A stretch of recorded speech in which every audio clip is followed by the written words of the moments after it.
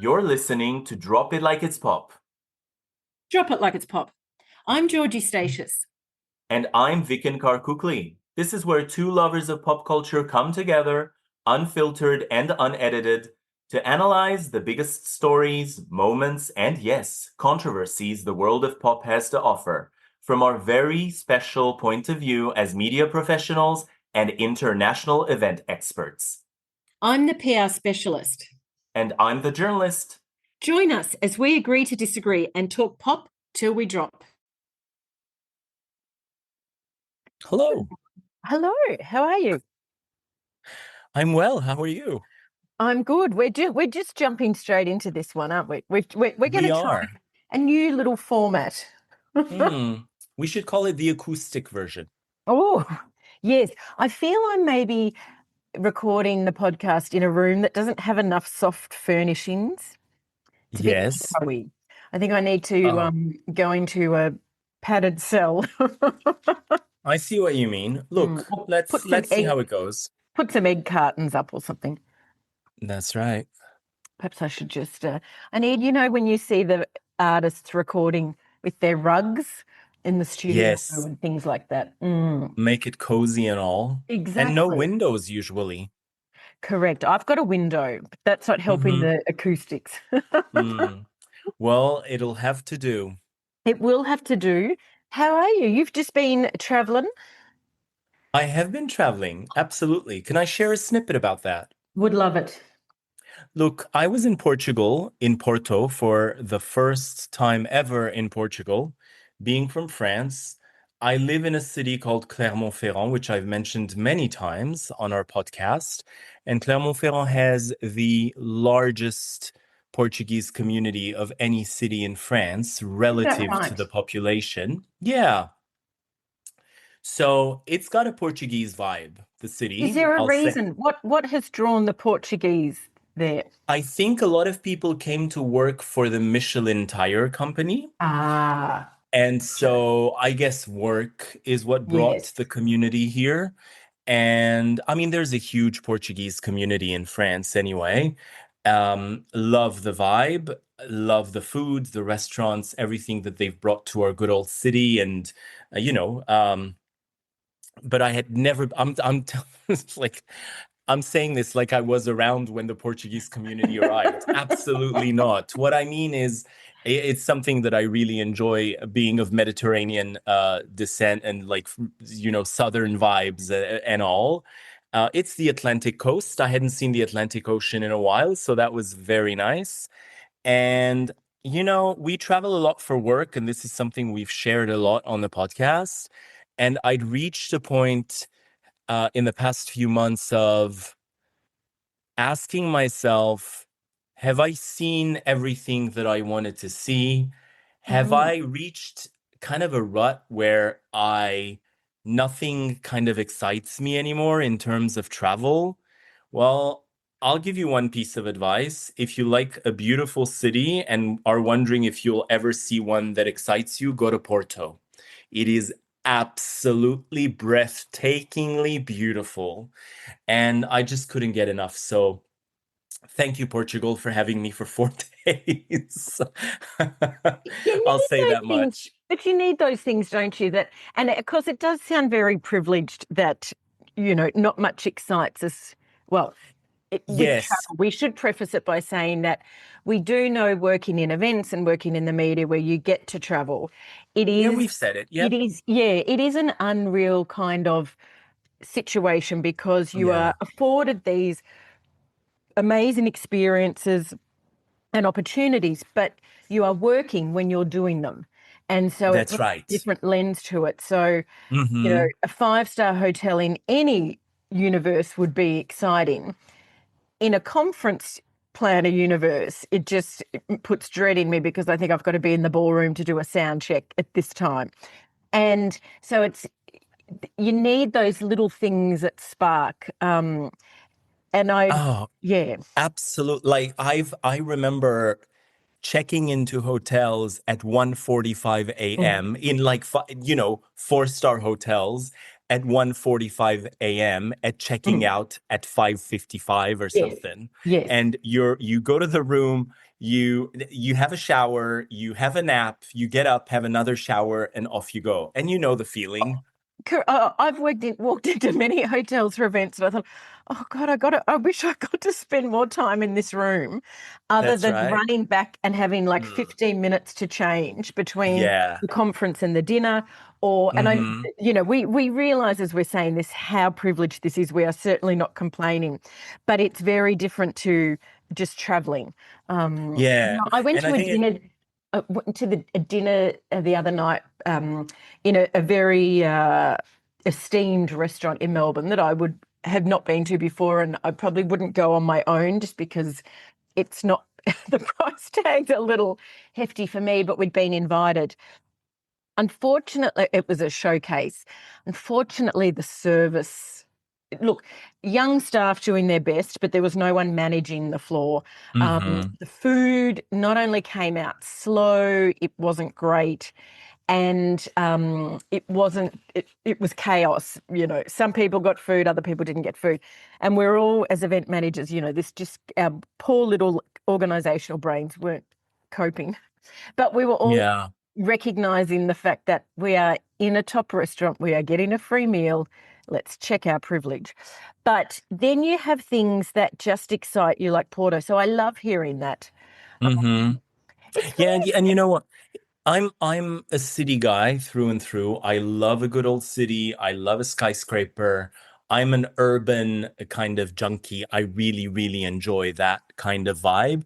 And so I really enjoyed seeing a city that, still managed to surprise me, and it's so hilly and picturesque. So yeah, absolutely. And all the while being well aware of the many opportunities and the privilege of being able to travel for work 100%. And sometimes you think you've been to a city, but you've only seen the airport or a very small portion of town. Exactly. It's I had a moment of a little spark of energy last week, which I'll come to in a minute, which I want to share with you. So we haven't talked about it. But I was just coming back to the Portuguese moving for Michelin. It's so interesting, isn't it? The role that the car and automotive industry play in the way people move around the world, and then the impact on our culture. And when you were talking about that, it just made me think about, I have Macedonian heritage. Years ago, I travelled to Macedonia.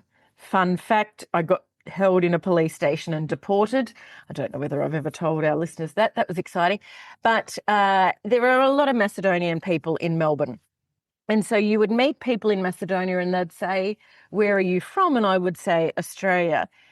And they wouldn't say, oh, whereabouts in Australia? They would just say, oh, my uncle lives in Footscray, or my cousin lives in Broadmeadows, or, my neighbour lives in wherever. So all suburbs of Melbourne. So there was this assumption that I was from Melbourne.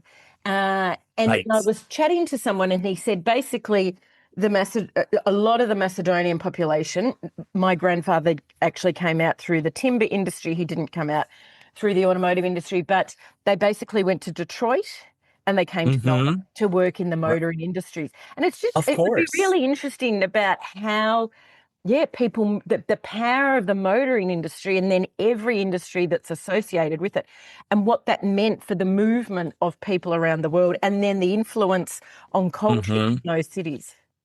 Absolutely. And fun fact, my eldest first cousin, Sam, lived in Detroit for many years working for the automotive industry. So yeah, there we go. I have a connection with that as well. No, I mean, it's more about, we've been very open about, personal things on the podcast, and traveling so much and being away so much.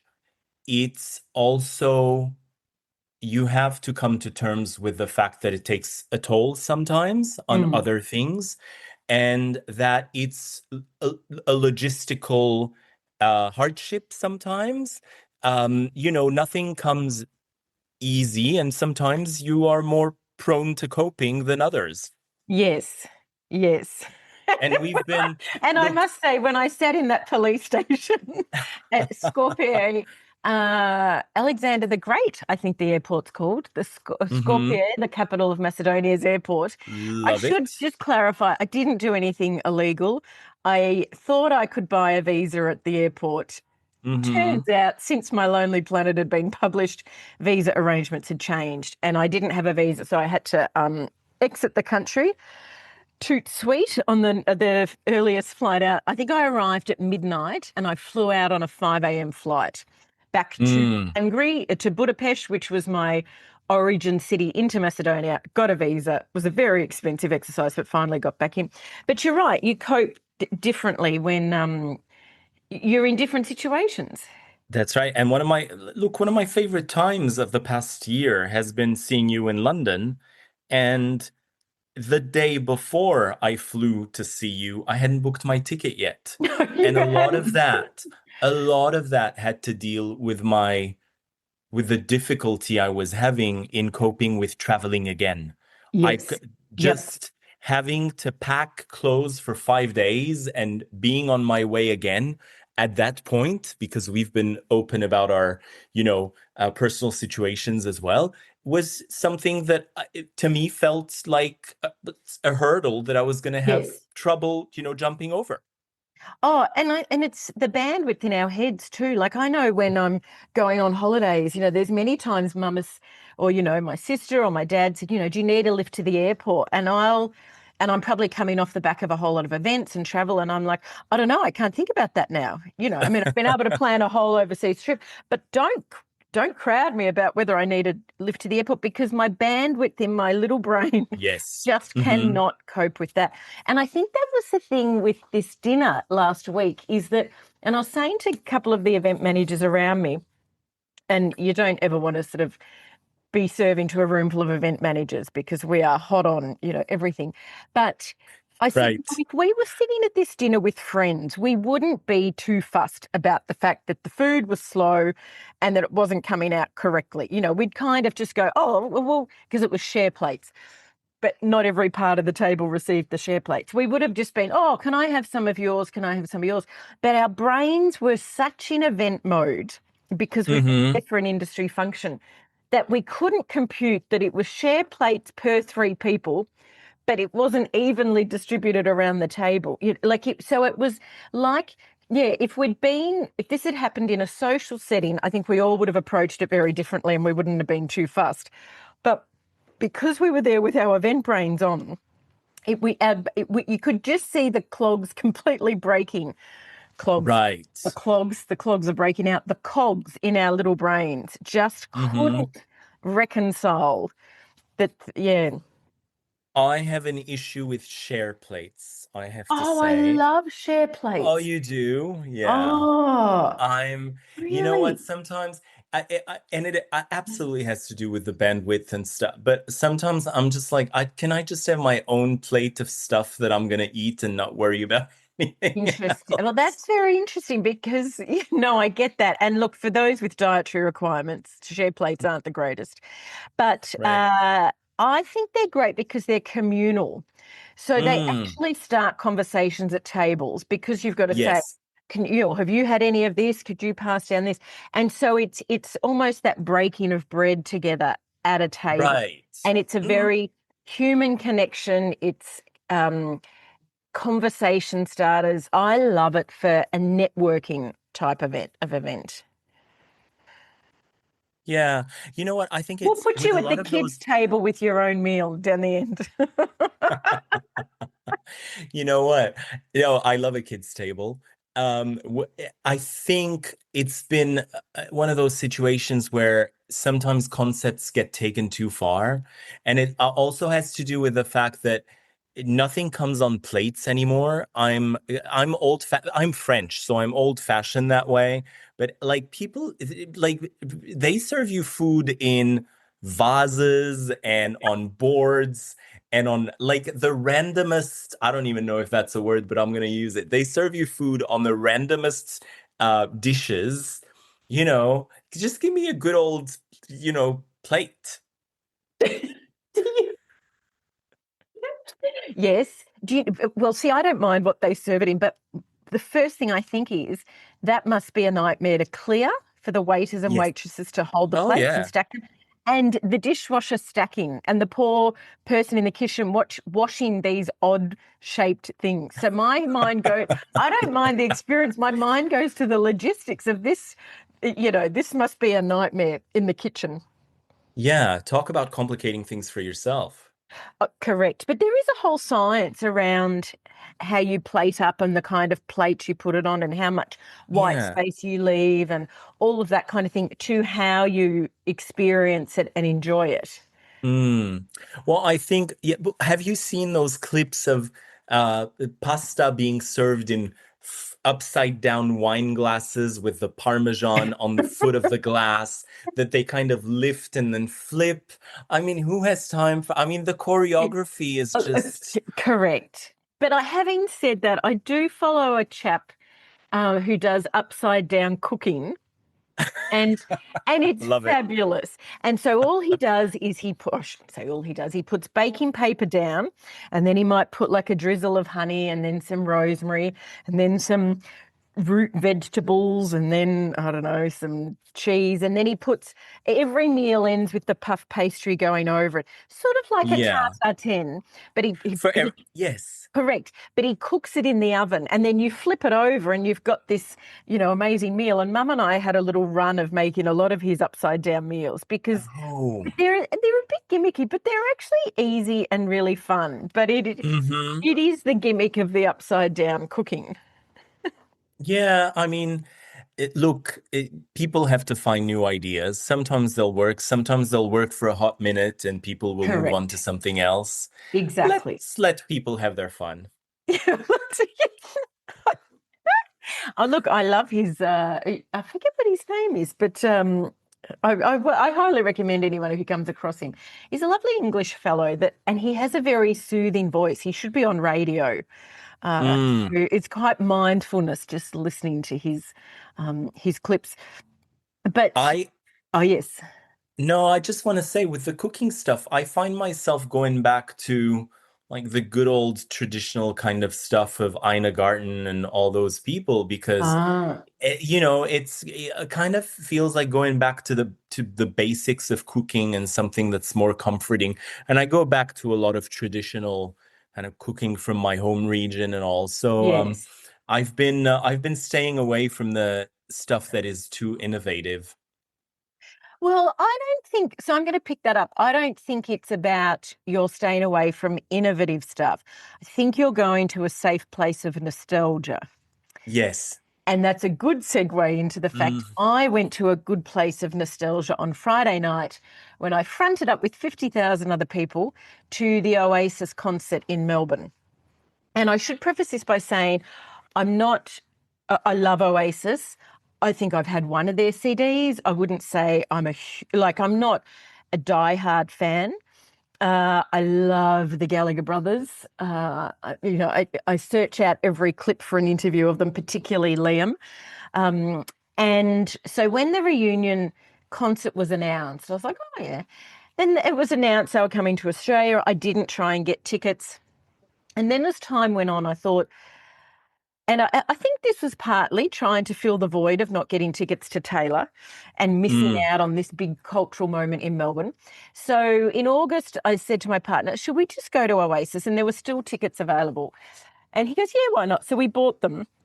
And then I realised, I don't know many Oasis songs. So over the last couple of weeks, poor old Taylor has been she's been just paused.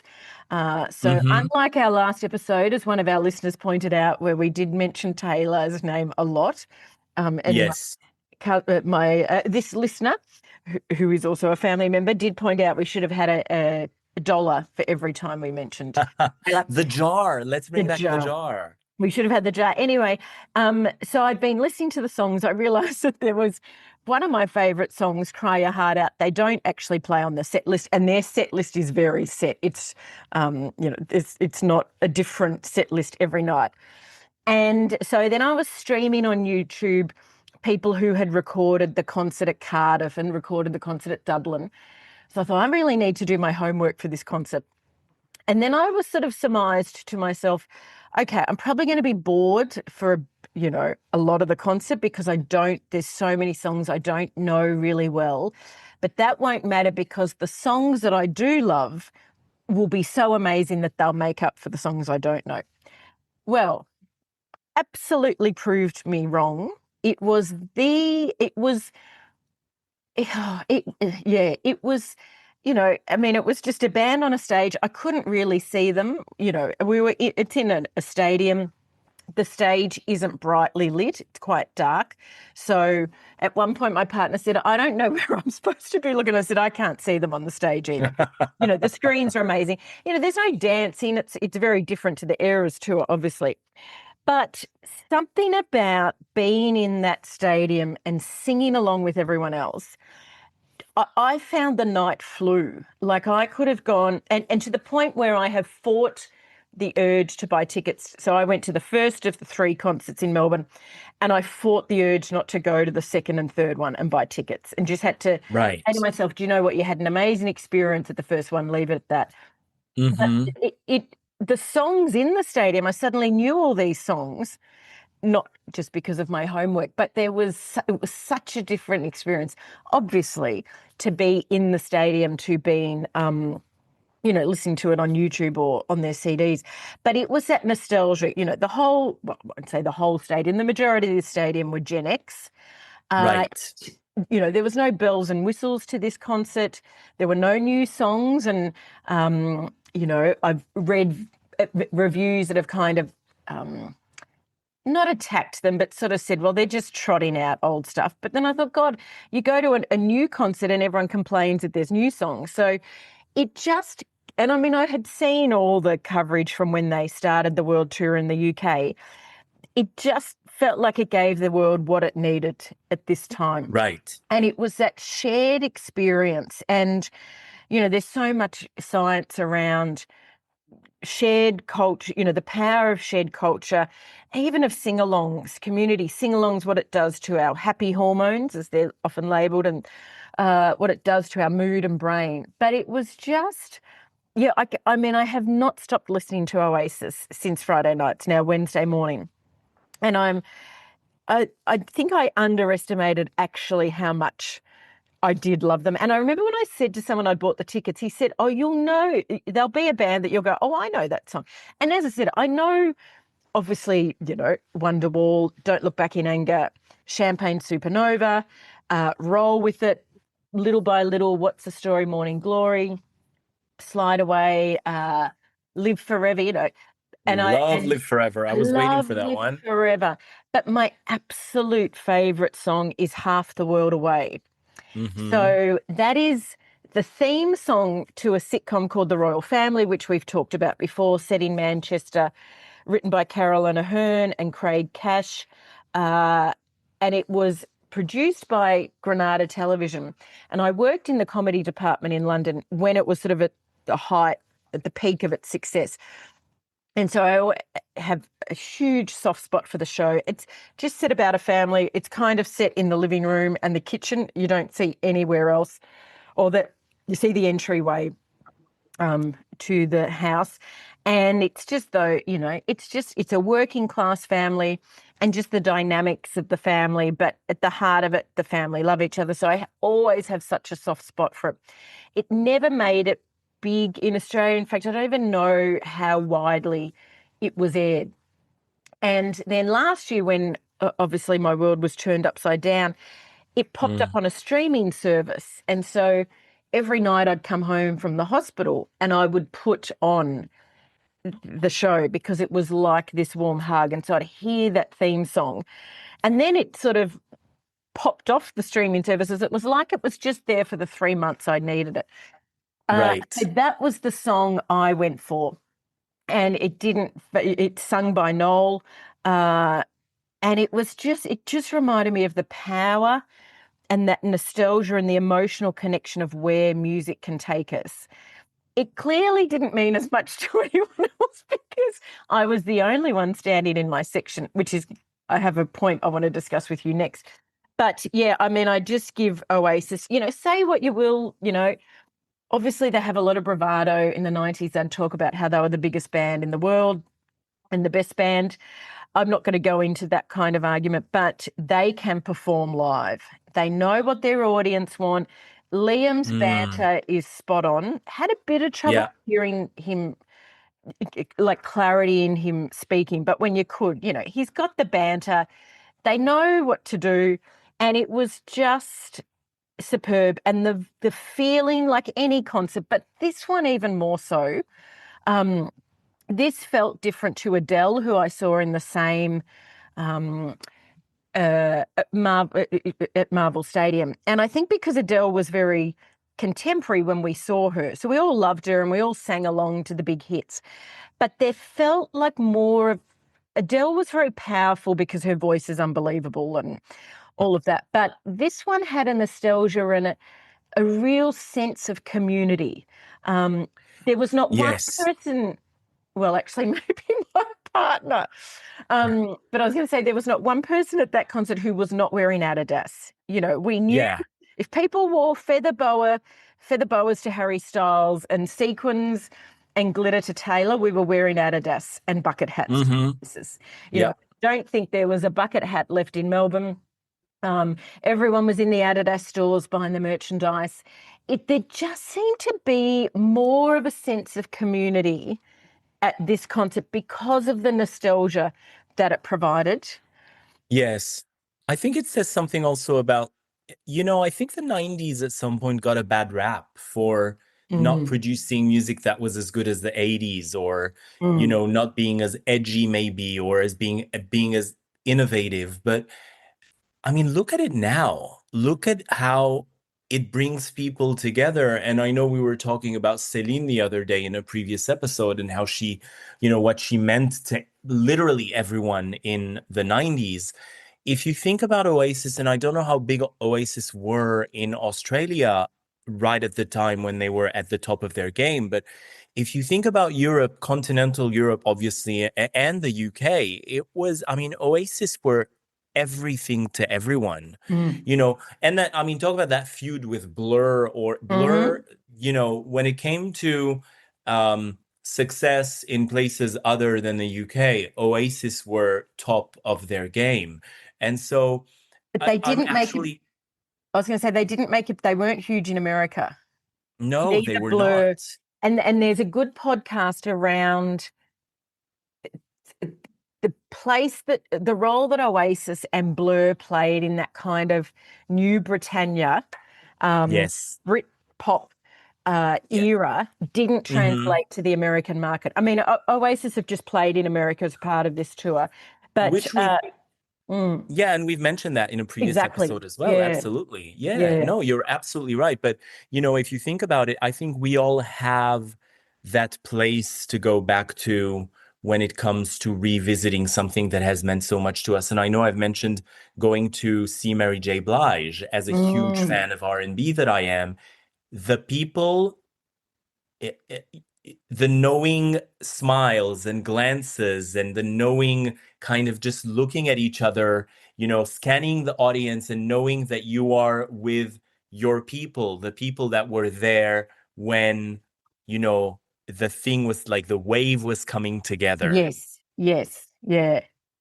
So, and that makes for, I have to say, that makes for beautiful storytelling, because creating I've mentioned this before on the podcast, because I lived in the States for 3 years, where the word community gets thrown around so much, and sometimes there's so little meaning behind it. And we are about the meaning of words, and we've been about the meaning of words on this podcast too. And that says something about community as well.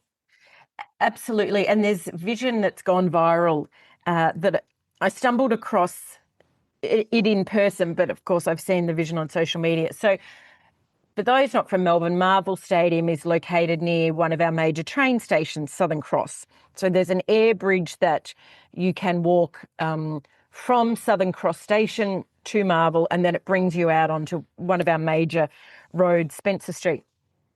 And when you're walking over the bridge from marvel or there's stairs. There's sort of 2 blocks of very wide pedestrian stairs that take you up to the air bridge from Spencer Street, which is a main street in Melbourne. And there was a very opportune busker who, when I got to him, because I exited the arena and came out on a different street, but finally ended up there, but didn't come down the stairs, he had this massive crowd around him. And he was playing Song 2 by Blur, which I had a bit of a giggle to myself because I thought, oh, that's brave, playing a Blur song to an Oasis crowd. But what I hadn't seen is he had been playing Oasis songs, and there's all this vision of it where you've got thousands of people exiting the concert. This guy with a guitar is playing Oasis songs, and you've got this mass sing-along on the steps, on the footpath, and it just... I mean, we've just all sung along to the songs in the arena. And so now, probably 10 minutes later, 15 minutes later, we're singing them out there.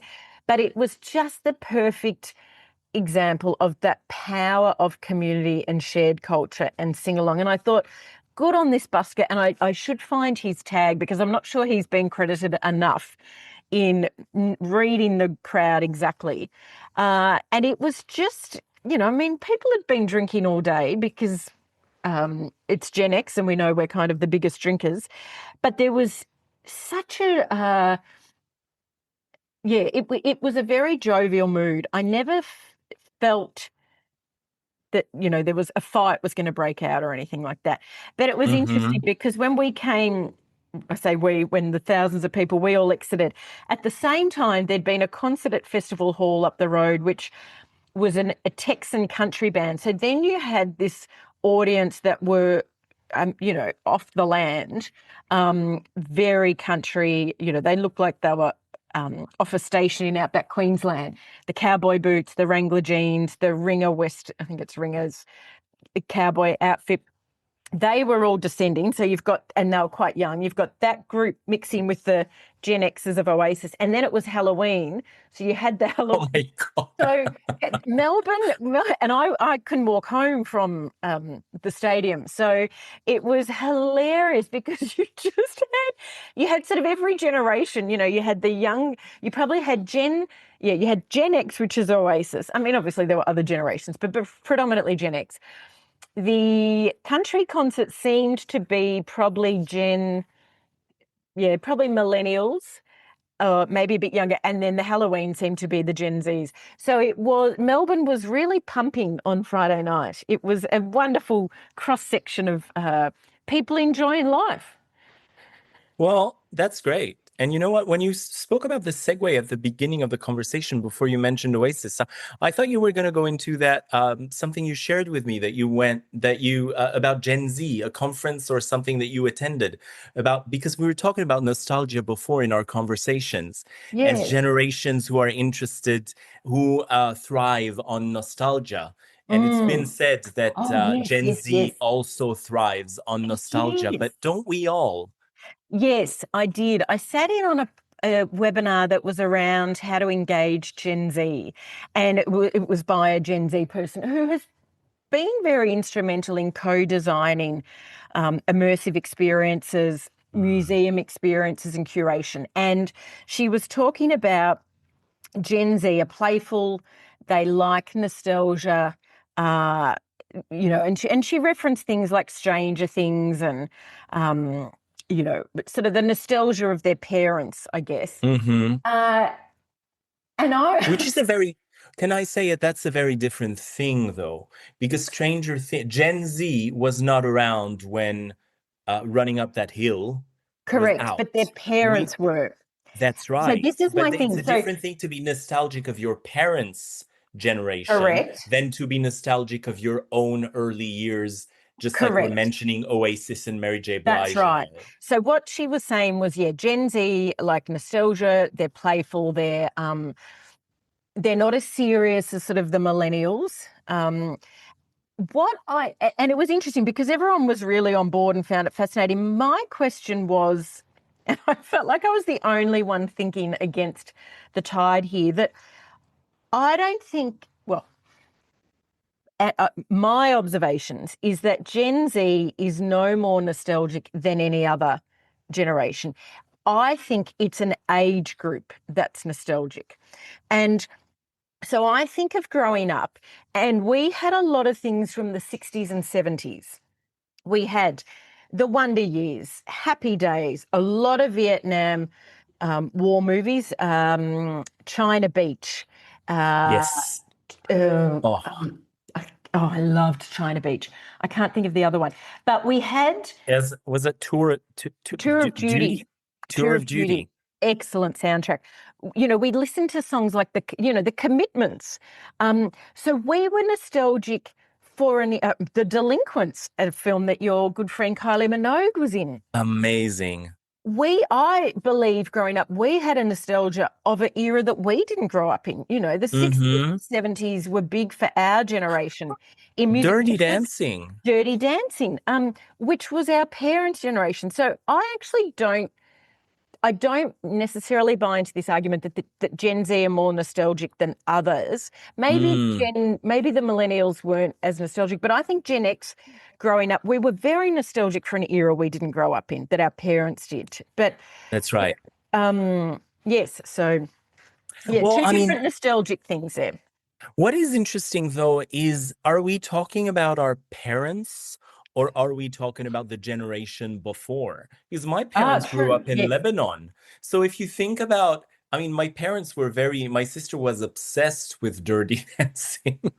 My mom and dad had nothing to do with anything remotely connected with Dirty Dancing in terms of generation. You know what I mean? Yeah. So I think it also bears the question of how much, and I was thinking about our good friend Tina Arena, because you mentioned the jar before. For some reason, I was thinking about how much, and she's been vocal about how exposed we've been to Americana, and how, you know, some of our nostalgia comes from something that neither us nor our parents or close circle was ever exposed to.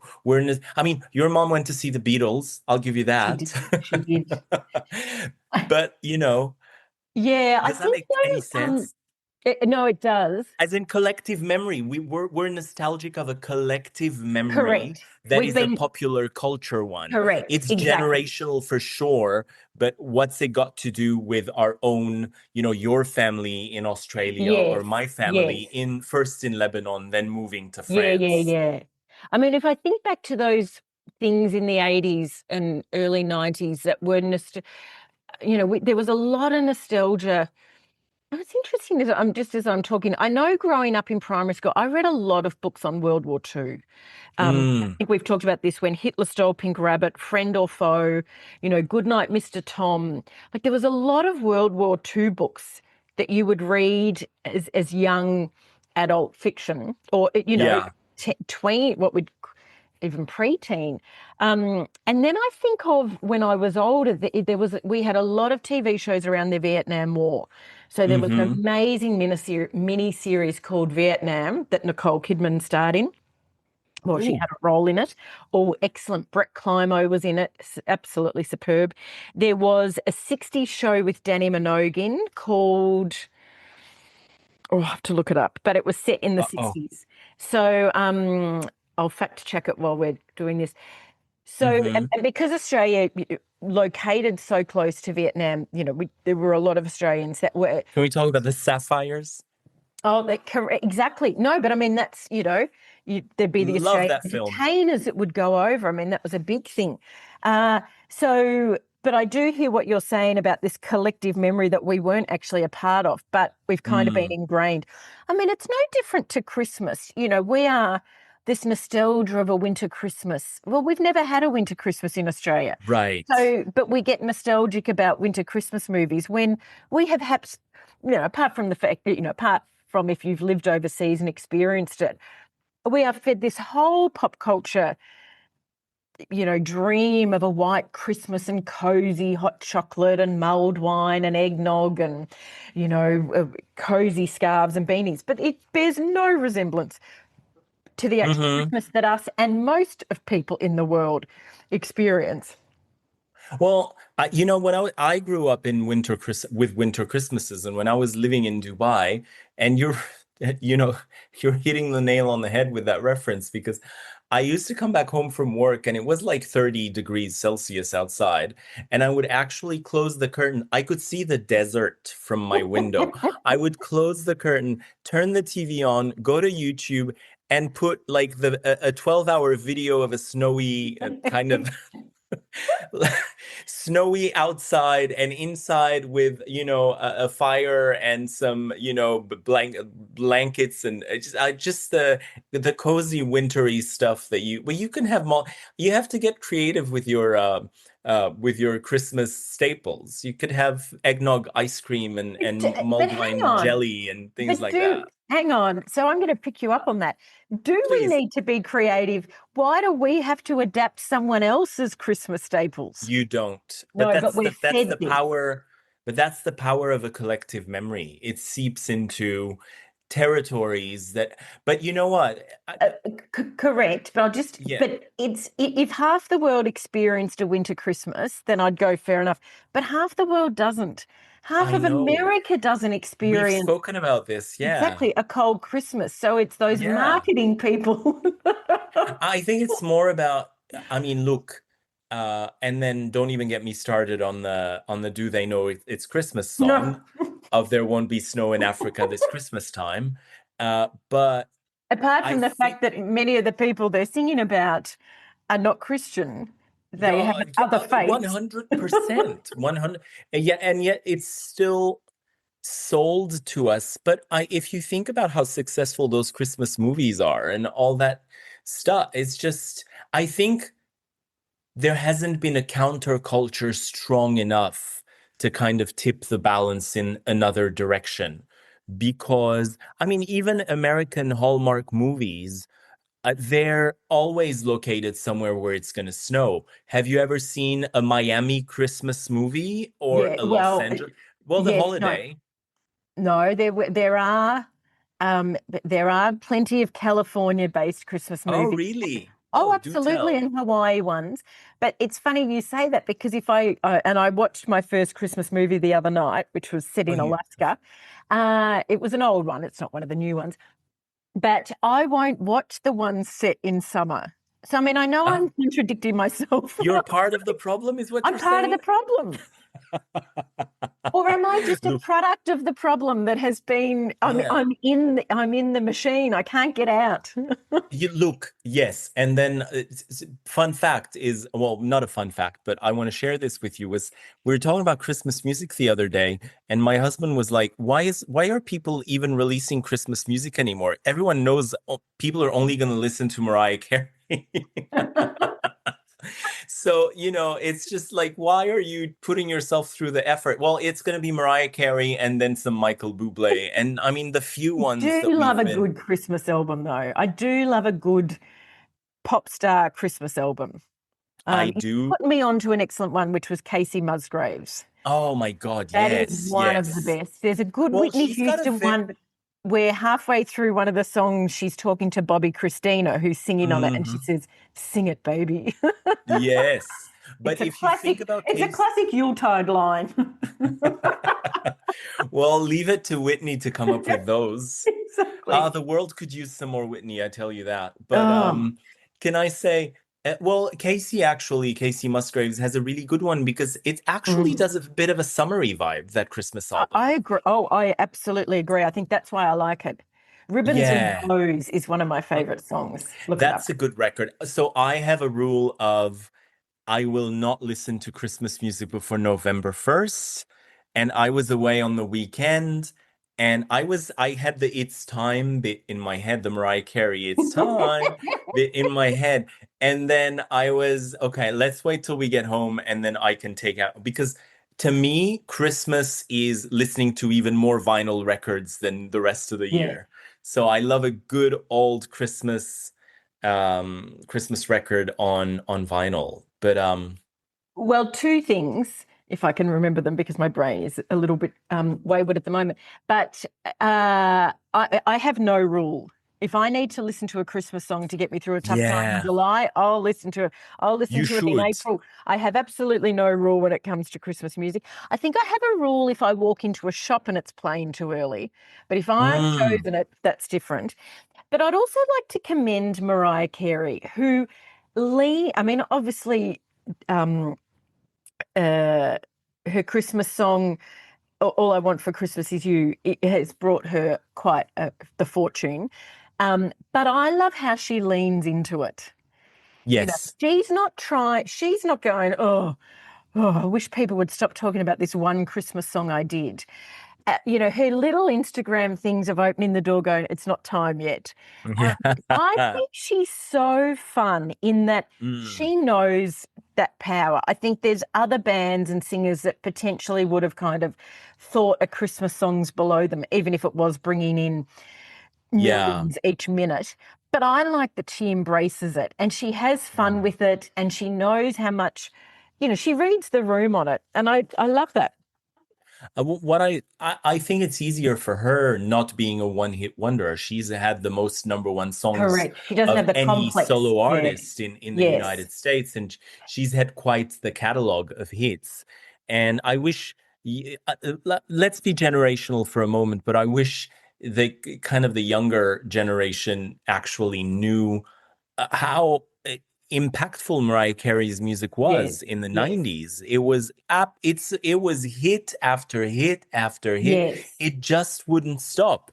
And she's brought us some of the greatest kind of, ballads and her up-tempo numbers. She single-handedly um brought the kind of the pop and B movement to the forefront of Mm, music. She was the mm. one mixing rap verses with high profile hip Yep. hop collaborators in Yes. remixes of her songs, Yeah. or sometimes the actual radio version of the song. So she has done, I think, having been an artist that I believe at the beginning of her career was very formatted to Yes. suit a certain audience. And we have to come to terms with the fact that had she not been formatted and had she just been kind of an underground R&B artist, she may not have had the career that she ended up having. Yeah. But when she became, and that ties in with what we said about Taylor, that when Yes. when she became powerful enough to actually fight her own battles and call her own shots, she definitely did it the way she wanted to do it. And she revolutionized a lot of the contemporary music that we listened to at that time. Absolutely. And let's not forget that Mariah had her own battles with her record label and Absolutely. control of her record label that, you know, a lot of Hmm. people wouldn't remember or wouldn't She even had her know. own father figure. She did. Good old Tommy Mottola. Hmm.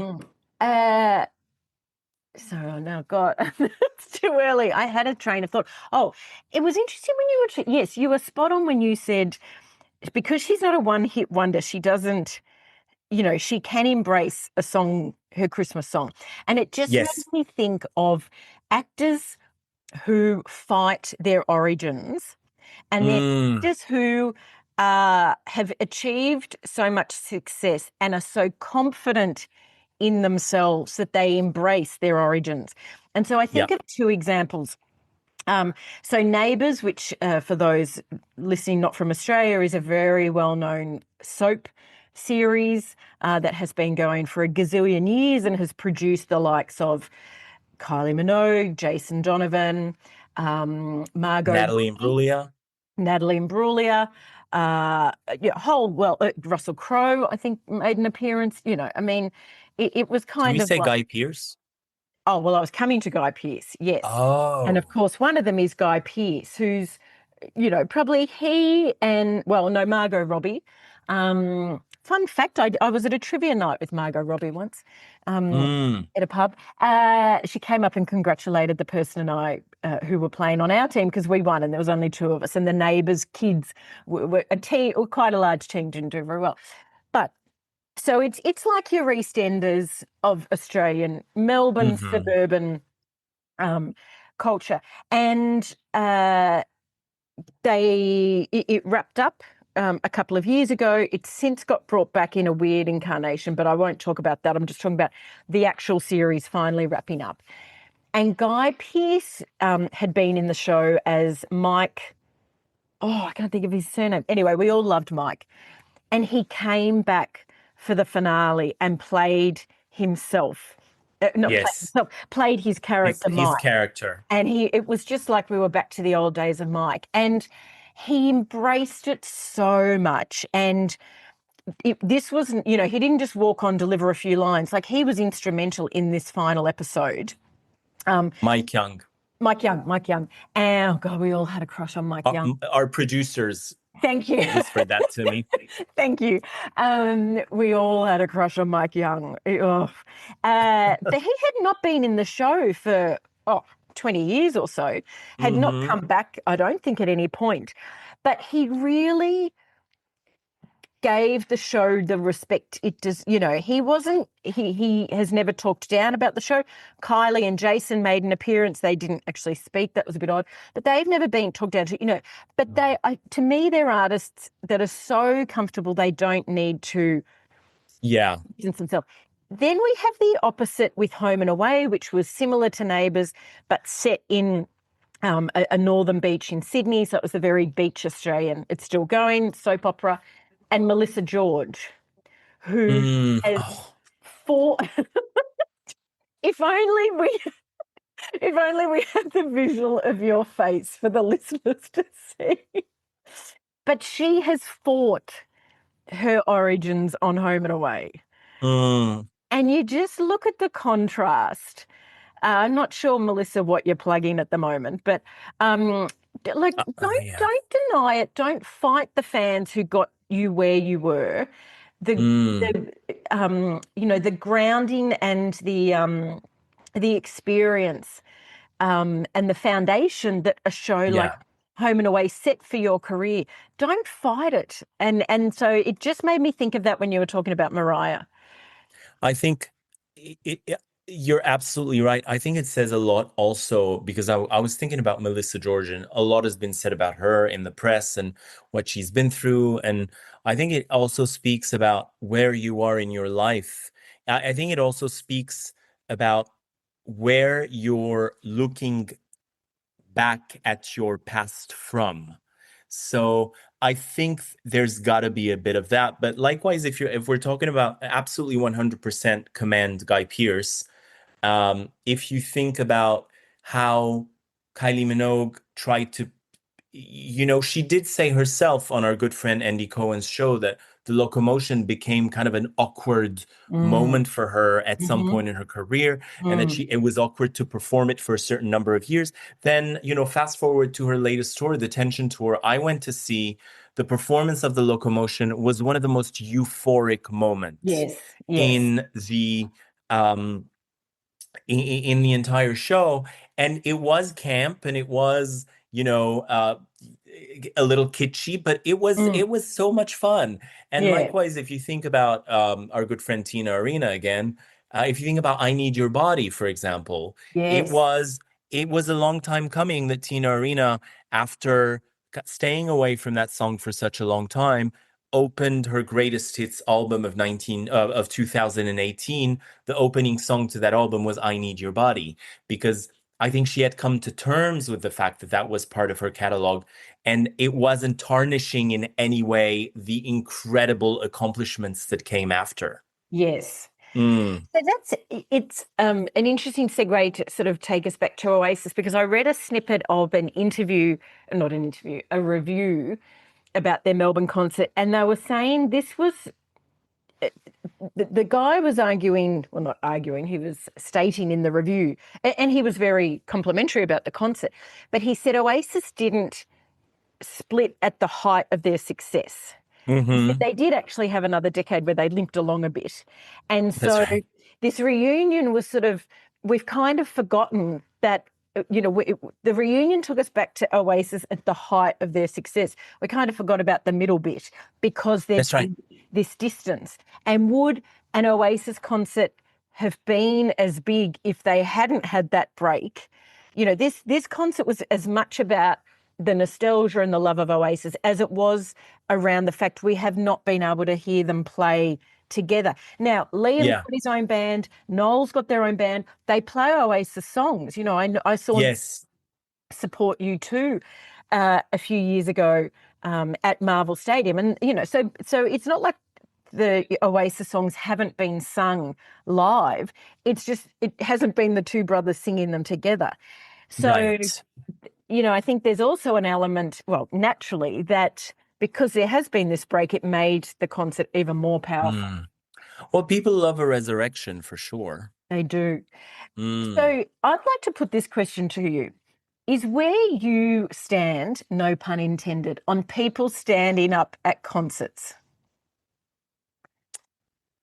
Oh, wow. Well, it depends on how I'm wired, to be honest. So the reason I ask is we're in the top level of the stadium. Now, my friend was down on level 1, not on the ground in the mosh pit. The arena field was all general admission standing. Whereas some concerts, you know, the ground is actually seated. That was all standing. My friend was in the lower section. She was at our concert. She said everyone was standing up where they were. We were in the top tier. So we were probably, you know, I guess I'm going to say the less diehard fans in the fact that we've either booked it late or we're not prepared to pay the money that some of the seats further down cost. The crowd certainly got up for the thing, you know, when they knew they needed to, for the Poznam, for the, you know, the key songs. But for the majority of it, everyone sat, except a few pockets of people standing up. I stand up at a concert, so I kept getting up on my own, and I was probably on my own in like maybe 100 seats around me. And I thought, F it, I'm at a concert, I'm going to get up and stand. And I have been abused at a concert before for getting up and standing. Have you? I have. At a Keith Urban concert, which I will state, obviously we're now off Keith Urban for obvious reasons, but at the start of the concert, he said, I'm giving you all permission to stand up. And if someone tells you to sit down, tell them Keith told them, you know, you could stand up. So my friend and I stood up. We were in the lower tiered seating section, but we were in the front row. And this woman behind us kept telling us to sit down. And she said, I didn't pay to come and see your ass dance all night. And then this would continue the whole concert. And on the weekend, there was a news article of a woman at a concert at Rod Laver. I think it was Rod Laver Arena, one of the other music venues, arenas, not a stadium, but where, you know, the majority of concerts are. And she was standing up in her section and she was being abused and things thrown at her by people behind her to say, sit down. And I was just curious, your thoughts on people, and the argument was if you want to stand, buy a ticket in the standing section. Of course, not every concert has a standing section, and what if you want to get a ticket there? Look, I've never been in a position where that was an issue. So I can't really weigh in and say this is the right way to do it.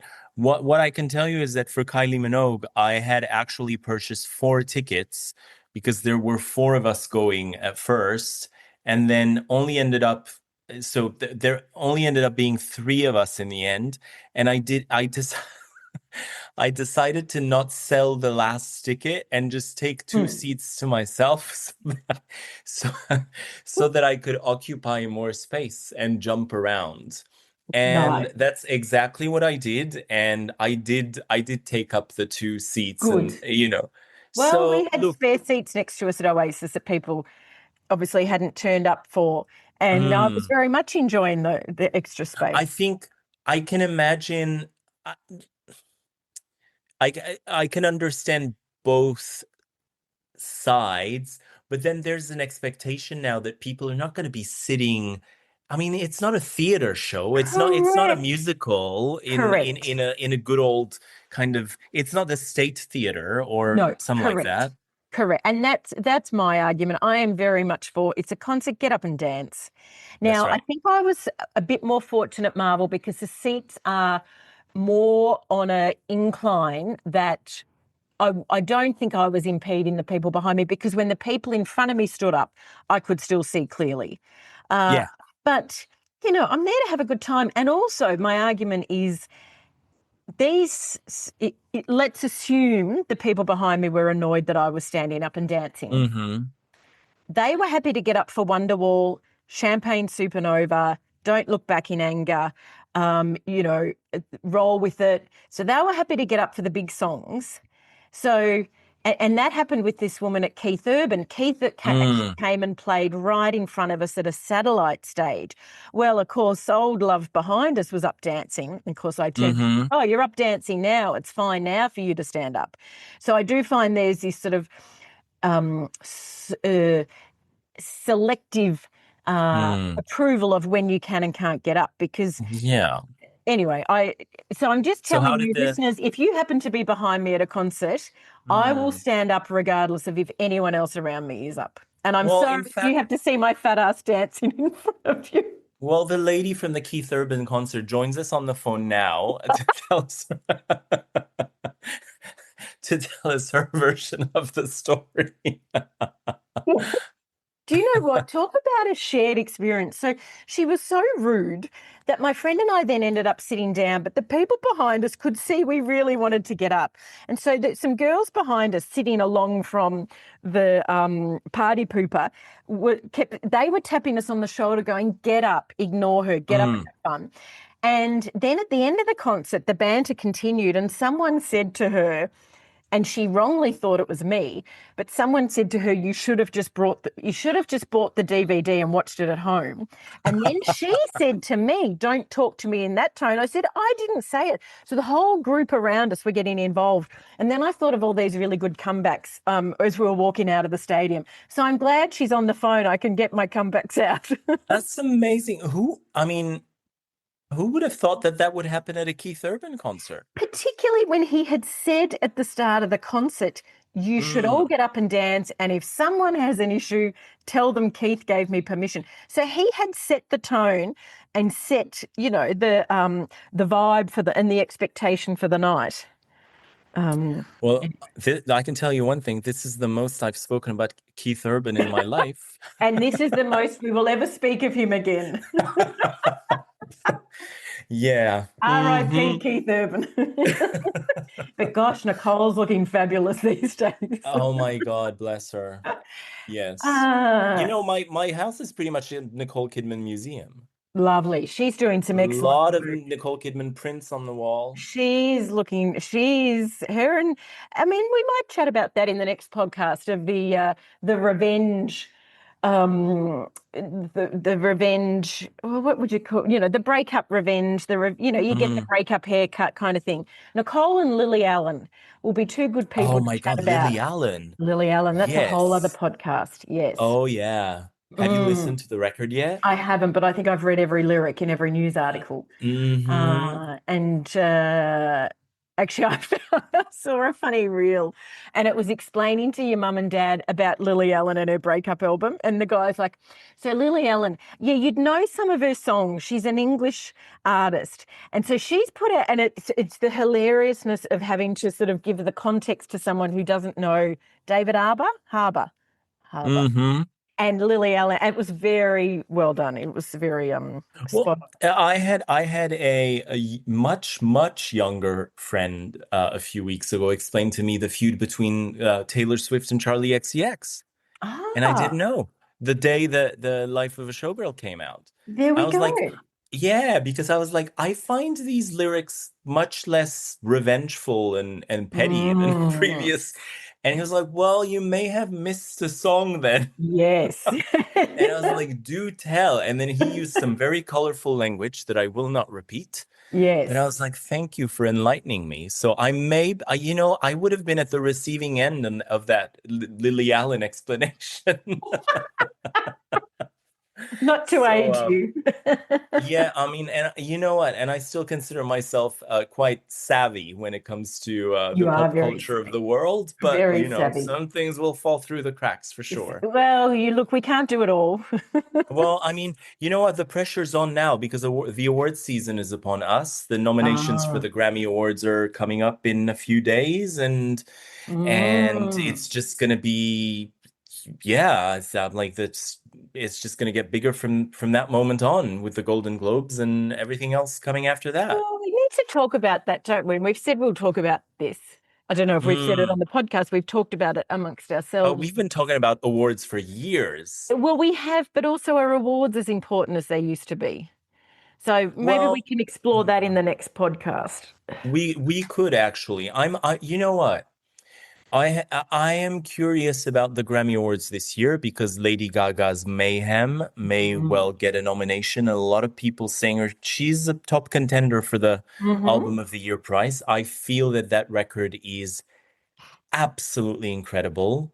I've been on the fence about Lady Gaga for, some of the stuff that she's done. I don't like jazz, so all that stuff and the Joker film and all that, But when it comes to churning out some good old edgy, angsty, danceable pop, there are very few artists out there that do it like Lady Gaga. So I really hope that she gets the flowers for that record. Let's see. And then, some people are some people are positioning themselves as contenders. Jennifer Lopez, our good friend, is, a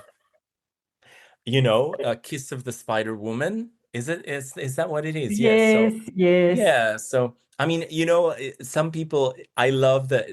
I think there was a scene on Will and Grace where Jack was saying, well,